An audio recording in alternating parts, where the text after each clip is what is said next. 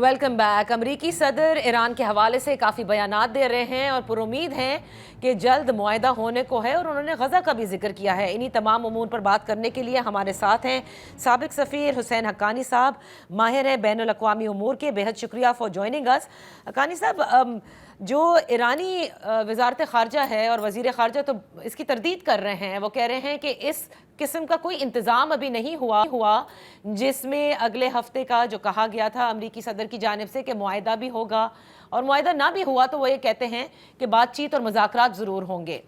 سو آپ کو کیا لگتا ہے کہ یہ ان کا this is the same way that he announced for India and Pakistan, کہ ان کی بہت ساری وش لسٹ ہے، بٹ ایکچولی دیکھا جائے تو ابھی تک نہ پاکستان انڈیا میں کوئی ڈائیلاگ بھی نہیں ہوا ہے؟ دیکھیں، اس کو اس طرح سے دیکھیے کہ صدر ٹرمپ کا ایک مخصوص مزاج ہے۔ وہ یہ بات سمجھتے ہیں کہ دنیا خبروں کی بھوکی ہے۔ سوشل میڈیا دور میں ہر بات کے اوپر لوگ توجہ دے رہے ہوتے ہیں، ہر بات کو دہرا رہے ہوتے ہیں، تو وہ اس سے فائدہ بھی اٹھاتے ہیں۔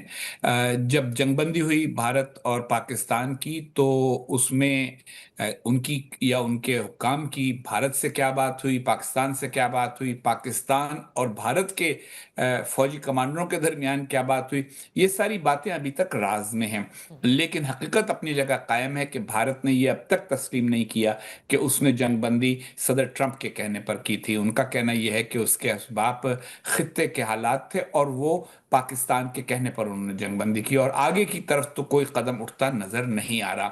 مجھے لگتا ہے کہ ایران کے حوالے سے بھی شاید ایسی ہی بات ہو رہی ہو، لیکن مشرق وسطی میں کچھ تبدیلیوں کا امکان بہرحال ہے، کیونکہ اس خطے میں صرف ایران اور اسرائیل ہی دو ایکٹرز نہیں ہیں، بلکہ دوسرے اور بہت سے ایکٹرز بھی ہیں۔ تو ممکن ہے کہ صدر ٹرمپ اور ان کی ٹیم دوسرے ایکٹرز کے ساتھ کچھ ایسی باتیں کرنے میں لگی ہوئی ہو جس کی بنیاد پر وہ یہ کہہ رہے ہوں کہ آگے چل کر معاملات میں کسی قسم کی پیش رفت کا امکان ہے۔ آپ کو یاد ہوگا کہ جنگ شروع ہونے سے پہلے عمان میں ایران اور امریکہ کی بات چیت چل رہی تھی، اور عمان اس سلسلے میں کردار ادا کر رہا تھا۔ اسی طرح سے غزہ کے حوالے سے بھی مسلسل قطر ایک کردار ادا کرتا رہا ہے۔ تو ممکن ہے کہ ان ملکوں کے ساتھ کوئی ایسے معاملات چل رہے ہوں جن کی بنیاد پر صدر ٹرمپ یہ کہہ رہے ہیں کہ وہ پر امید ہیں۔ اوکے، اور ان معاملات پہ میں ضرور آؤں گی، لیکن فرسٹ آئی وڈ لائک کہ آپ بتائیے کہ ایران کے پاس اس وقت آپشنز کیا ہیں کہ اگر واقعی وہ مذاکرات چاہتے ہیں،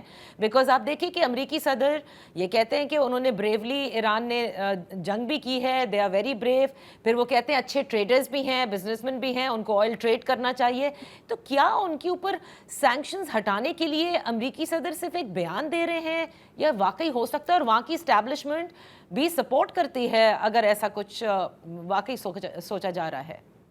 دیکھیے، ایران جب بھی مذاکرات کرتا ہے امریکہ کے ساتھ، چاہے وہ صدر اوباما کے دور میں ہوئے ہوں، صدر بائیڈن کے دور میں ہوئے ہوں، یا صدر ٹرمپ کے دور میں ہو رہے ہوں، اس کی ایک خواہش ہمیشہ یہ ہوتی ہے کہ اس کو سینکشن سے آزاد کیا جائے، کیونکہ اس کے نتیجے میں ہی اس کے پاس وہ وسائل آ سکیں گے جن سے وہ اپنی مسلح افواج کو بھی دوبارہ سے پاؤں پہ کھڑا کر سکے گا، اور سب سے بڑھ کر یہ کہ اپنے عوام کو کچھ سہولتیں دے سکے گا جو کئی سال سے نہیں دی گئیں۔ ایران کے عوام مسلسل عذاب اور مشکل میں مبتلا رہے ہیں۔ لیکن ساتھ ہی ساتھ یہ بھی اہم ہے کہ ایران کی حکومت کا ایک مخصوص نظریاتی پوسچر ہے، وہ اپنا جو ان کا ایک موقف ہے، اس کی بنیاد پہ انہوں نے دنیا میں جو بھی ان کو تھوڑی بہت حمایت حاصل ہے وہ اسی کی بنیاد پہ حاصل ہے، تو وہ اس میں بھی یکلخت تبدیلی شاید آسانی سے نہ کر سکیں۔ صحیح۔ تو ہم بہت سی باتوں کی تردیدیں سنیں گے، بہت سے بیانات سنیں گے، اور پھر دیکھیں گے کہ اندرون خانہ کیا چیزیں طے ہوتی ہیں اور ان میں سے کتنی چیزوں پر عمل درآمد ہو پاتا ہے۔ لیکن آپ، اگر میں آپ سے پوچھوں، ظاہر ہے یہ تو ایران کیا فیصلے لیتا ہے، یہ ان کی حکومت ہے، but do you not think کہ ایک ایسی رجیم جس کے حوالے سے وہ انہوں نے خود کہا، امریکی صدر کا کہنا کہ وہ بالکل رجیم چینج نہیں چاہتے، اس رجیم کے حوالے سے ہم دیکھ رہے ہیں کہ ایران کے اندر بڑی سیلیبریشنز بھی ہو رہی ہیں، اور اس وقت وہاں پر بھی ایک طرح سے جو وہاں کے جرنلسٹ ہمیں بتاتے ہیں کہ قومی یکجہتی کی فضا بھی ہے، سو اس کو، اس رجیم کو کیش کرتے ہوئے ایران کی اس اکنامک ہیلتھ کو بھی امپروو کرنے کی ضرورت ہے، and they have that option to do it۔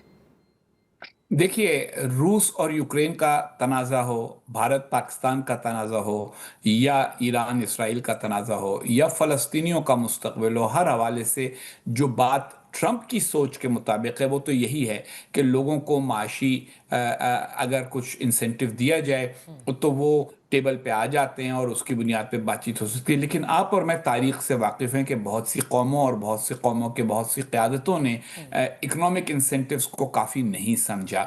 यही वजह है कि सदर ट्रंप समझते थे कि 24 घंटे में यूक्रेन में वो सीज़ फायर करा देंगे, लेकिन आज तक नहीं करा सके। सही। इसी तरीके के साथ भारत और पाकिस्तान के बारे में वो अरसे से कह रहे हैं कि मैं इन दोनों मुल्कों के दरमियान बातचीत तय करा सकता हूँ। रह गई ये जो तारीफी बातें, ये ट्रंप साहब का स्टाइल है। वो अपने लिए भी चाहते हैं कि लोग उनकी तारीफ करें और उससे वो ये बावर कराएं अमेरिकी वोटरों को, जो उनके वोटर हैं, वस्ती अमेरिका में रहने वाले, जनूब अमेरिका में रहने वाले, निस्बतन कम तालीम याफ्ता सफ़ेद फार्म वोटर, वो इस बात से खुश होते हैं कि हाँ, सारी दुनिया जो है वो हमारे सदर की तारीफ कर रही है। उसी तरीके के साथ वो दूसरों को भी यही रियायत देते हैं कि जब वो दूसरों की तारीफ करेंगे तो उनका भी हाथ अपने ही अवाम के साथ मजबूत होगा।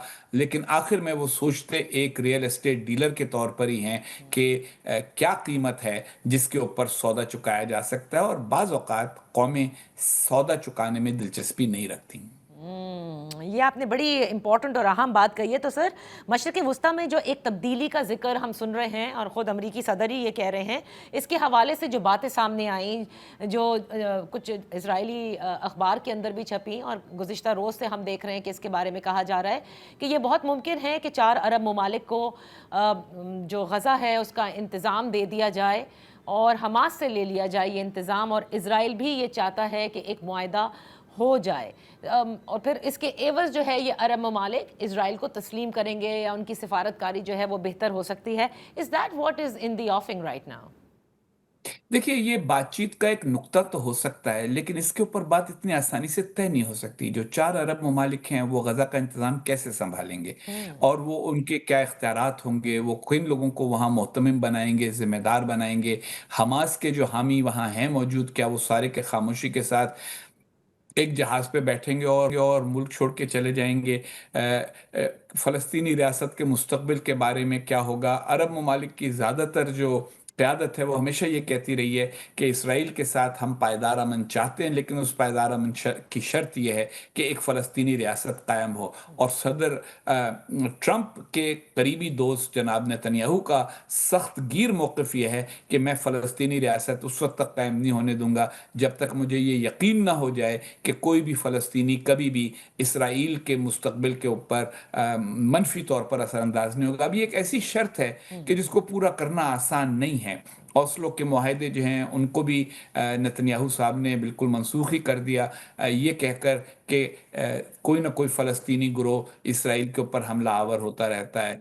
और मुल्कों के दरमियान जब इस किस्म के मुआहदे तारीख में हुए हैं, तो उन्होंने कुछ ना कुछ कॉस्ट बर्दाश्त की है कि चलो कुछ दहशतगर्दी होगी, कुछ अफराद बात नहीं मानेंगे, लेकिन एक रियासत कायम होने दी जाए। नेतन्याहू ने आज तक फ़लस्तीनी रियासत का हक तस्लीम नहीं किया। तो क्या वो ये हक तस्लीम कर लेंगे? और सही। अगर उन्होंने किया तो फिर अरब ममालिक उसके नतीजे में क्या गारंटीज मांगेंगे जिनके बदले में वो इसराइल को तस्लीम करेंगे और नॉर्मलाइजेशन होगी। नॉर्मलाइजेशन के डिजायरेबल होने पर बहुत सारे लोगों को दुनिया में इत्तेफाक है, राइट। लेकिन इस बात पर अभी तक कोई इत्तेफाक नहीं हो सका कि वहां तक पहुंचा कैसे जाए।